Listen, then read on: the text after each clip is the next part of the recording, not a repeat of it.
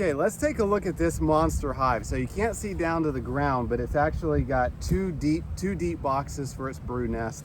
It's got a deep of foundation that we added about 3 weeks ago. And then it has a medium with honeycomb that was empty as well that we put on. So it's got two deeps for its brood nests. There's another one down here. So there's two brood nests, a deep for a honey super and a medium for a honey super. This was an incredibly strong hive.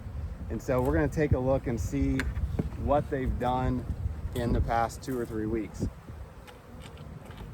Now, if there's still a lot of flowers blooming, I don't recommend harvesting honey until the flowers stop blooming. I usually just keep on adding boxes. And so, you know, this is being filmed in early June, so it's still too early to pull honey. And so as these hives are filling up with honey, as the top box gets 80% full of honey, I'm just gonna keep adding boxes until around the 4th of July when we'll harvest all of this honey. So this top box is pretty much empty. I can see there's a lot of bees in it, but there's not a lot of weight to it. And that's a great way to gauge how your bees are doing as far as storing supers or storing honey, is just to lift up on the box a little bit and get a feel for how much weight there is. So let's check in this deep honey super.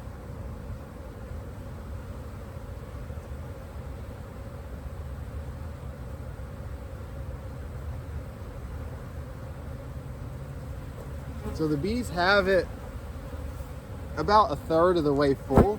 You can see they've got some honey that they're capping right up there on the top. They've got a lot of fresh nectar down here. Some capped honey, but not a whole lot. And this is unfortunately something I'm seeing with a lot of really strong hives this year, is they bring in, you know, a really strong hive on a good honey flow can bring in 5 to 10 pounds of honey per day. But then it rains for 3 days in a row and all the bees are inside the hive instead of foraging, and they eat up all the honey that they just brought in. And so that's kind of what I'm seeing. This is an incredibly strong hive, but they've only got maybe 20 pounds of honey stored between these two supers. And you can see that, you know, as you look at these cells, you can just see that they're eating it as fast as they're bringing it in. And so that's why it's hard to make a really good honey crop on years that it just rains so much, especially with stronger hives. So this hive, you know, they've got this deep box, which I said was foundation. It's not. I lied. It was honeycomb. We'll find the one over here that was foundation. But you know, this deep super's got maybe 20 pounds in it.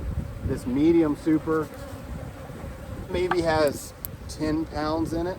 And so I'm definitely not going to add another super to this hive probably the rest of the season. I mean, I wouldn't expect them to fill up additional supers beyond what they've already got. One other quick thing I want to show you guys is how to do a sugar shake test.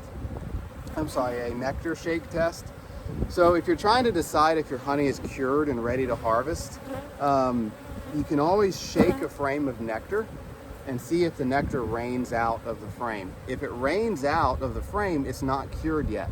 If you can't shake any honey out of a frame, it's pretty much cured. And so if, you know, sometimes the bees don't always cap all the honey.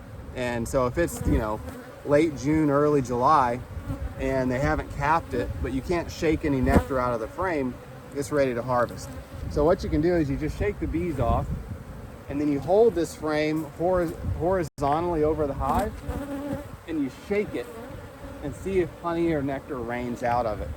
And so, you know, you probably can't see in the video, but I'm actually getting a significant shake out of these frames. That nectar is just kind of raining out of the frame. So that tells me it's new, fresh nectar. It's not ready to harvest yet, unsurprisingly, because it's early June. So we'll go take a look at a few more hives, and then we'll dive down and see what's going on in the brood nests despite all this rain we've had.